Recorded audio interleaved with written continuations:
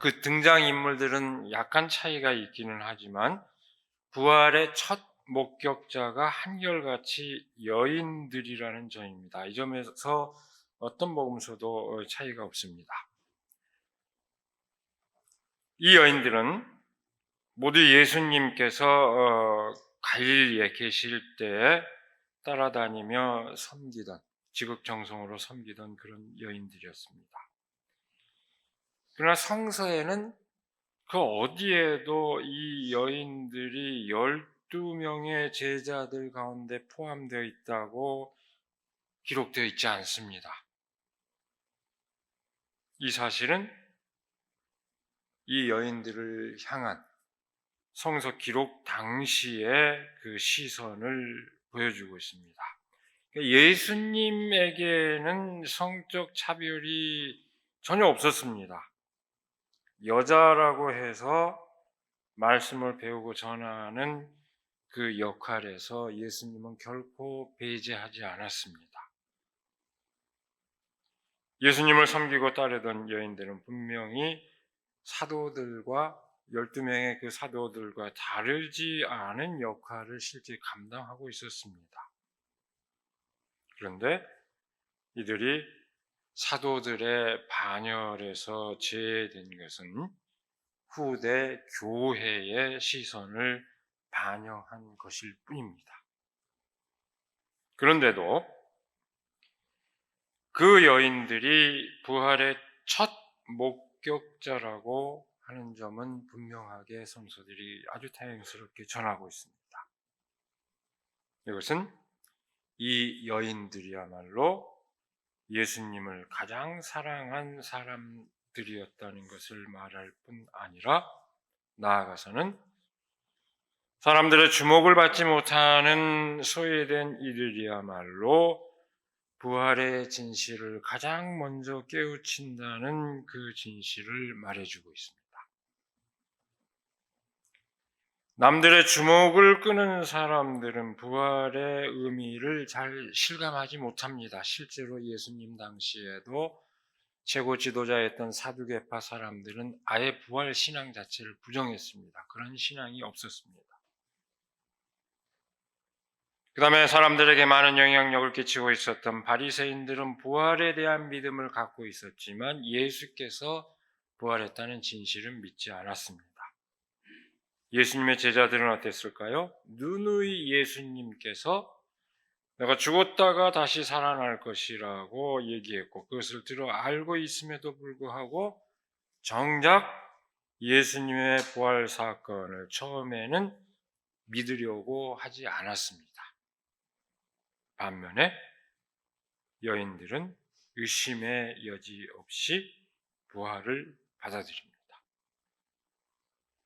부활은 일상의 삶 자체가 주목받지 못하고 인정받지 못하고 그래서 사실상 죽음과 같았던 이들에게 가장 절실한 사건이었다는 것을 보여줍니다. 오늘 우리가 함께 읽은 이 요한복음 역시 부활하신 예수님께서 여인들에게 먼저 나타나셨다는 그 진실을 전합니다. 우리가 읽은 이 본문 말씀 바로 앞 대목에 전해주고 있는 말씀입니다. 그리고 이어서 제자들에게 나타나셨다고 전하고 있습니다. 오늘 본문 말씀의 앞부분입니다. 부활하신 예수님께서 먼저 여인들에게 나타났다는 사실은 다시 한번 확인합니다만 가장 낮은 자리에 있는 사람들에게서 놀라운 부활의 사건이 일어나는 그 진실을 일깨워주고 있습니다. 그런데 오늘 함께 읽은 본문 말씀 전반부, 다시 말해서 부활하신 예수님께서 제자들에게 나타나신 그 이야기는 죽음의 힘 앞에 충격과 공포에 휩싸여 있는 사람들에게 부활하신 그리스도께서 평화로 임하신다는 그 진실을 일깨워주고 있습니다. 제자들은 충격과 공포로 두려워서 문을 걸어 잠갔습니다. 아예 마음의 문을 걸어 잠그고 있었다고 해야 할 것입니다. 그 제자들에게 부활하신 예수님께서 나타나셨습니다. 그들의 마음의 문을 열고 그들의 닫힌 문을 열고 예수님께서 말씀하십니다. 너에게 평화가 있기를. 샬롬입니다. 이것은 사실은 아주 일상적인 인사말입니다. 유대사회에서 우리가 안녕이라고 얘기하는, 안녕하십니까? 라고 얘기하는 것하고 거의 차이가 없는 그 의미까지도 그런 뜻입니다. 또 언뜻 보면은 그런 의미에서 이 인사는 아주 일상적인 인사말에 지나지 않은 것처럼 보이지만 예수님께서는 평소에 누누이 반복해서 그 인사를 제자들에게 가르쳤습니다. 평화를 위하여 일하는 사람을 축복하실 뿐만 아니라 제자들을 파송할 때에도 꼭 그렇게 인사하는 것을 잊지 말라고 당부합니다. 그것은 예수님께서 특별히 그 평화의 의미를 소중히 했다는 것을 말합니다. 당신은 바로 그 평화를 위해서 오셨다는 것을 뜻하기도 합니다. 여러분, 성서에서 중요한 개념들이 많이 있습니다. 사랑, 평화, 정의. 특별히 이 사랑과 평화 아주 중요한 의미를 지니고 있습니다. 그런데 신약 성서에서 놀랍게도 하나의 관용구로서 사랑의 하나님이라는 표현은, 하나님을 사랑으로 묘사하는 내용은 많습니다만 사랑의 하나님이라는 표현은 딱 한 번밖에 등장하지 않은 반면에 평화의 하나님이라는 표현은 7차례 그 이상 7차례나 그 사용이 되고 있습니다. 평화 그 관용구로서. 그리고 신약 성서에는 놀랍게도 이 평화에 대한 갈망이 아주 압도적으로 많습니다. 이 사실은 그리스도를 따르는 초대 그리스도인들에게 평화의 의미가 얼마나 중요한 것이었는지를 분명하게 보여줍니다. 도대체 어째서 예수님께서 그렇게 평화를 강조하였고 초대 그리스도인들 역시 그렇게 평화를 갈망했을까요? 근데 여러분, 역사를 환기를 해보면은 이건 상당히 아이러니합니다. 어떤 의미에서 그럴까요? 예수님이 사셨던 그 평생의 기간, 우리가 통상 33년으로 알고 있습니다만 그 생애 기간은 전쟁이 없었던 시기입니다. 옥타비아누스가 로마의 황제 아우구스투스로 이름을 바꾸고 등극한 그 시기는 이른바 로마의 평화, 팍스 로마나로 일컬어지는 이른바 태평성대입니다. 예수님이 활동하시던 시기는 로마 입장에서는 태평성대였습니다. 그 세상 사람들은 이제 로마의 지배력이 세상 곳곳에 미쳐 평화가 정착되었다고 믿는 바로 그 시기에 예수님은 평화를 기원하는 목소리를 높이고 계신 것입니다. 바로 그 사실이 아이러니하다는 얘기입니다.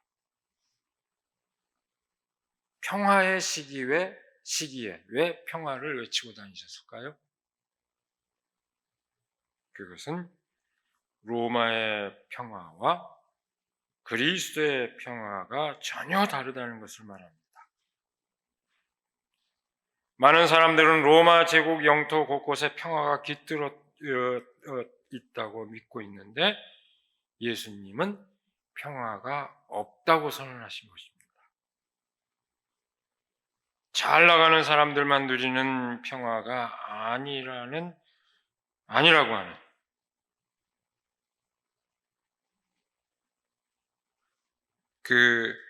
그것을 분명하게 보여주고 있습니다.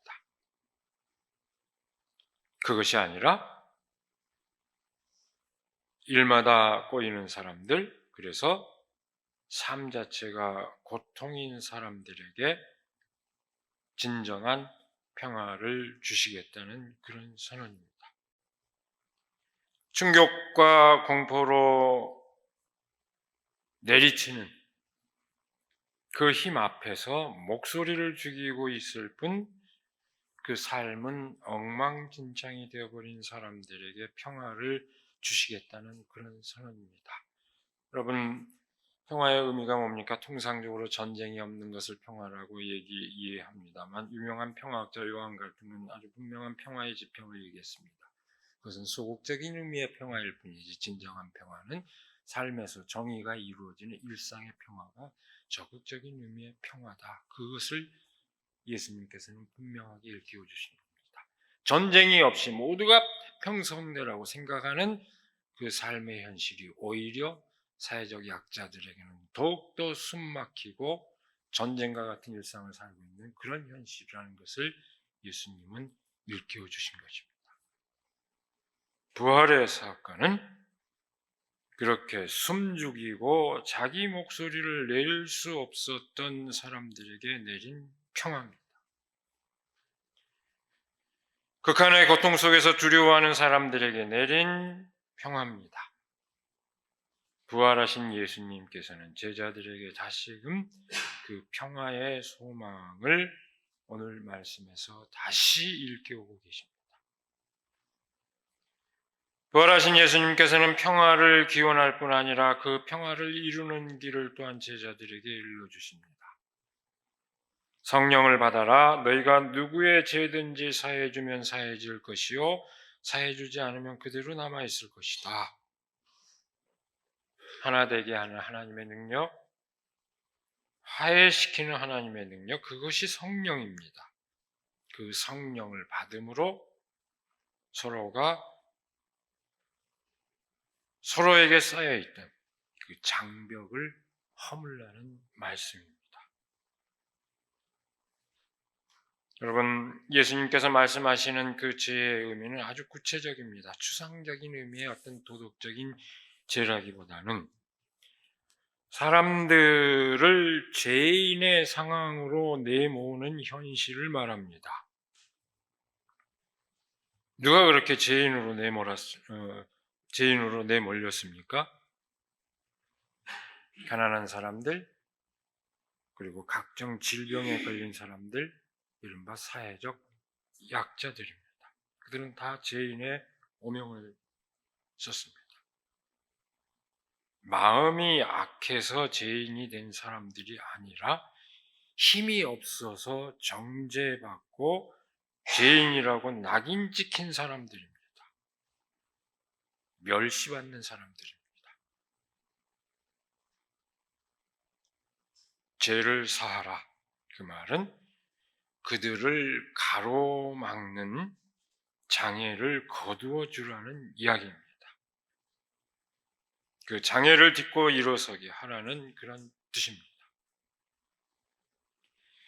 그러지 않으면 이 세상에서 어쩔 수 없이 죄인이 된 사람들은 계속 남을 것이며 따라서 이 세상에 평화는 오지 않는다는 이야기입니다.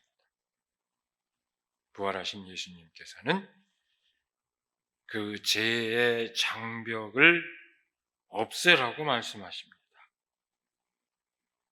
이 말씀은 곧 그 장벽이 사라지는, 사람들을 죄인으로 만드는 그 장벽이 사라지는 사건이 부활 사건이라는 것을 뜻합니다. 요한복음은 그 놀라운 이야기 다음에 또 하나의 아주 흥미로운 이야기를 덧붙이고 있습니다. 예수님의 제자 도마가 경험한 예수님의 부활 체험 사건에 관한 이야기입니다. 어쩐 일인지 부활하신 예수님께서 다른 제자들에게 나타나셨을 때 도마는 그 자리에 없었습니다.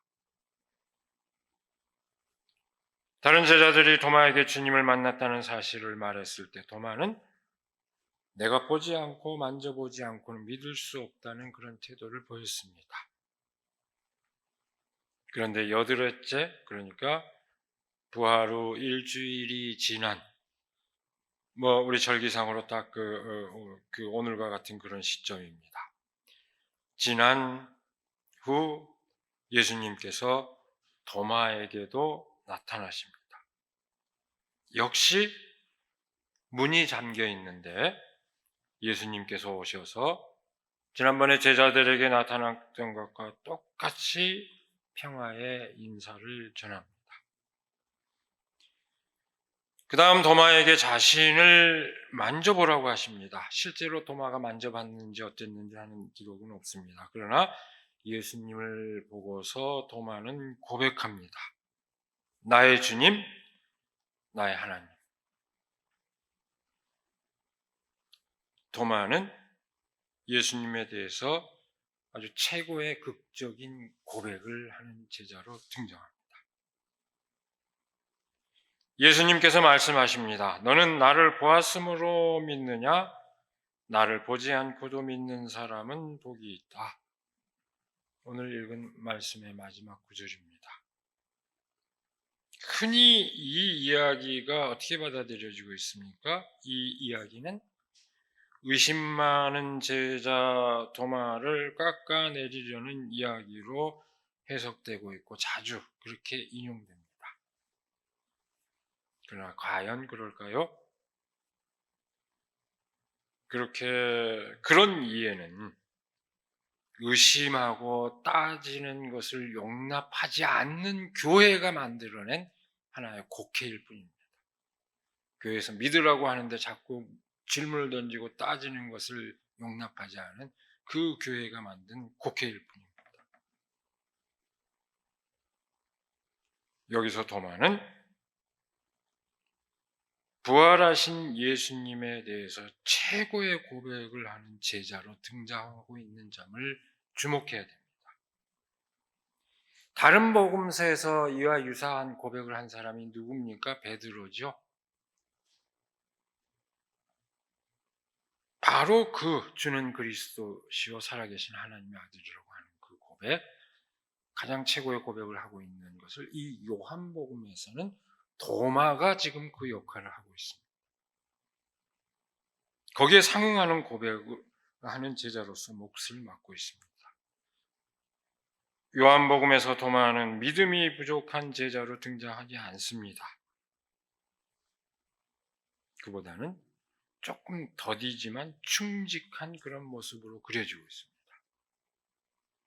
일종의 늦가기 또는 대기만성형의 그런 제자라고 할까요? 그런 모습으로 그려집니다. 의심이 많아서 믿음이 부족한 사람이라기보다는 생각이 많아서 물음이 많고 그래서 얼른 받아들이지 못하지만 받아들일 때 가장 확실하게 받아들이는 그런 제자의 모습으로 등장합니다. 깨달을 때 물음이 많기 때문에 그만큼 분명하게 깨달음에 이르는 그런 제자의 모습으로 등장합니다. 진정한 깨달음을 얻는 그런 제자로 그려집니다. 그러니까 도마복음에 전승되고 있는 것도 그런 다 연유가 있을 겁니다. 여러분 잘 보십시오. 부활하신 예수님을 보고서 믿은 사람은 도마뿐이 아닙니다. 다 보고 믿었습니다. 여인들도 그랬고 다른 제자들도 그랬습니다. 더욱이 요한 문서는 보고 듣고 만져본 것을 강조합니다. 요한서신은 뭐라고 얘기합니까? 요한서신 1장 1절은 이렇게 얘기합니다. 우리가 우리의 눈으로 본 것이요 우리가 자세히 살펴본 것이요 우리가 손으로 만져본 것이라고 얘기합니다. 예수 그리스도의 기억을 이렇게 전하고 있습니다. 그것은 예수 그리스도와의 그 관계의 직접성, 그만큼 우리는 가까이 예수님을 잘 알고 있다는 것의 표현입니다. 그 믿음의 표현입니다.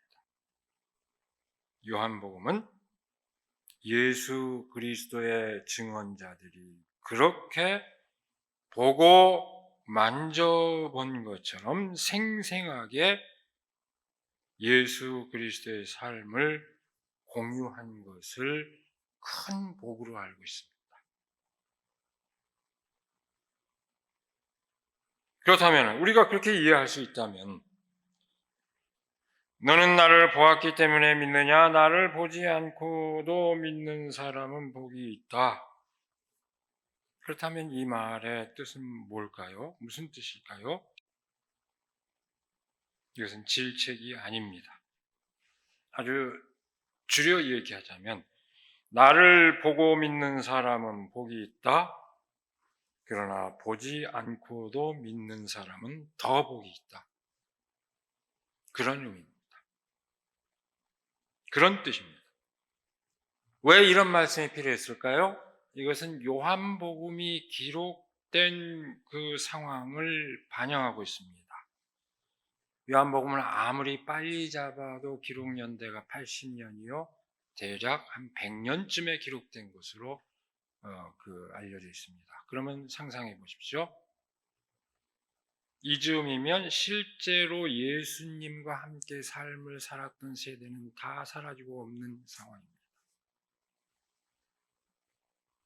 다 사라졌습니다. 당시 이 요한복음서가 기록될 당시 그리스도인들은 실제로 예수님을 본 적이 없습니다. 이 말씀은 바로 그 그리스도인들을 두고 격려하는 축복의 말씀입니다. 바로 그 말씀은, 이 말씀의 의미는 오늘 우리에게도 적용될 수 있는 그런 말씀입니다. 보고 믿는 사람은 복되지만 보지 않고 믿는 사람은 더 복되다. 그런 그 이야기를 하는데 어째서 토마가 보고서야 비로소 믿었다는 얘기를 또 왜 해야 했을까요? 그것은 살아 계셨을 때의 예수 그리스도와의 그 삶의 연속성을 강조하는 의미입니다. 예수님 나타나는 장면이 기이하죠. 문이 닫혀 있는데도 아무 문제 없이 제자들에게 오셨다고 했습니다. 그것은 부활 이전의 상태와는 다른 아주 극적인, 부활의 어떤 극적인 성격을 강조합니다. 그렇지만 제자들 그리고 도마가 보고서 믿게 되었다는 것은 그들이 지금 목격한 예수님이 다른 예수가 아니라 바로 제자들과 함께 삶을 살았던 그리고 십자가에 달려 돌아가셨던 바로 그 예수님이라는 것을 말합니다. 부활은 실제 역사 한가운데서 사랑의 삶, 평화의 삶을 보여주셨던 바로 그 예수 그리스도의 삶을 비로소 자신들의 삶 가운데서 확고하게 살게 되었다는 것을 뜻합니다. 예수 그리스도를 따른 첫 세대는 자신들이 직접 목격하고 만져본 예수 그리스도께서 자신들의 삶 가운데 되살아나는 경험을 하였습니다. 그러나 예수님을 본 적이 없는 그 다음 세대는 어떻게 그 경험을 할 수 있었을까요? 결국 이들은 첫 세대, 다시 말해서 첫 번째 증언자들의 그 증언의 진정성을 믿고 그 체험을 하게 된 것입니다. 이들이 보고 만져본 듯이 예수 그리스도의 부활을 체험하게 된 구체적인 경우는 첫 번째 증언자들의 그 증언의 신실성일 수밖에 없습니다. 그 증언의 진정성에 따른 것일 수밖에 없습니다. 물론 그 증언은 단순한 언어적인 증언, 말로만 하는 증언은 아니었습니다. 언행, 말과 행동으로, 삶으로 표현된 그 증언이었습니다. 그야말로 예수 그리스도를 따르는 삶으로 보여준 그것을 보고 그 다음 세대는 예수 그리스도를 믿게 된 것입니다. 여기서 오늘 우리는 이중의 상황 가운데 처해 있다는 것을 우리가 금방 알 수 있습니다.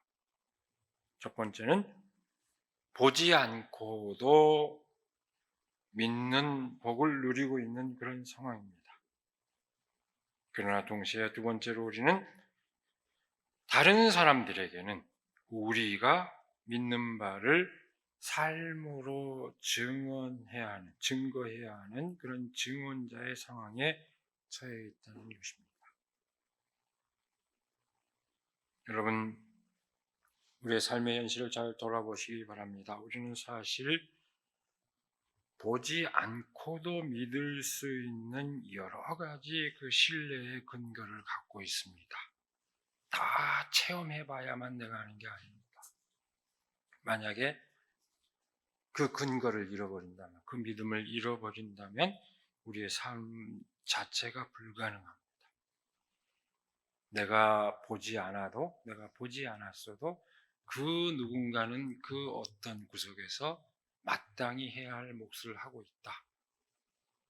이 믿음이 있기 때문에 우리는 이 삶 자체에 대한 믿음을 갖고 안전하고 내가 안전하다고 느끼며 살아가는 것입니다. 실제로 그렇게 선한 일을 하는 사람들, 각자의 몫을 감당하는 사람, 묵묵히 감당하는 사람들이 있기 때문에 우리 삶은 가능합니다. 우리가 그걸 보지 않고도 우리는 믿고 안전한 삶을 살아갑니다. 평화로운 삶을 그렇게 해서 살아갑니다. 그러나 여러분, 놀랍게도 우리는 보고도 도무지 믿을 수 없는 일들 또한 수차게 경험합니다.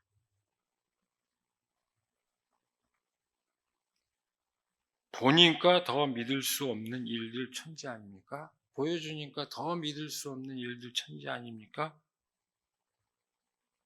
10년 전 기억을 여러분 환기해 보시기 바랍니다.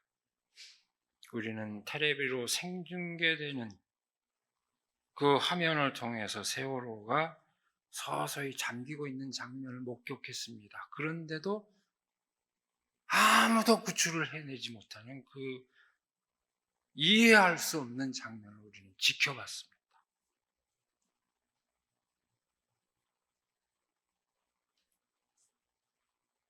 명백히 내 눈앞에서 보고서도 믿을 수 없는 상황입니다.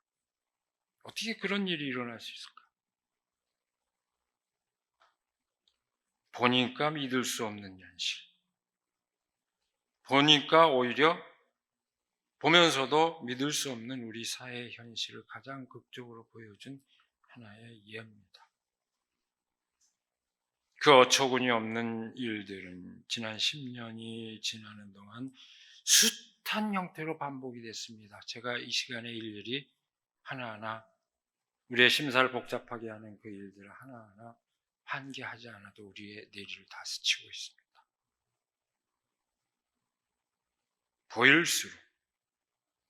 보여줄수록 믿을 수 없는 사태를 만드는 세력이 우리의 이 나라를, 우리의 삶을 망가뜨리고 있기 때문입니다. 여러분, 우리는 우리의 존재가, 우리의 삶이 가까이 보이는 사람들에게는 말할 것 없거니와 먼 곳에 있는 어떤 사람들에게도 보이지 않아도 진실한 삶을 살고 있는 사람들이 있는 곳으로 믿게 해주는 그런 존재가 되기를 바랍니다. 그리고 우리의 삶이 바로 그런 삶이 되기를 이 시간에 간절히 기원합니다.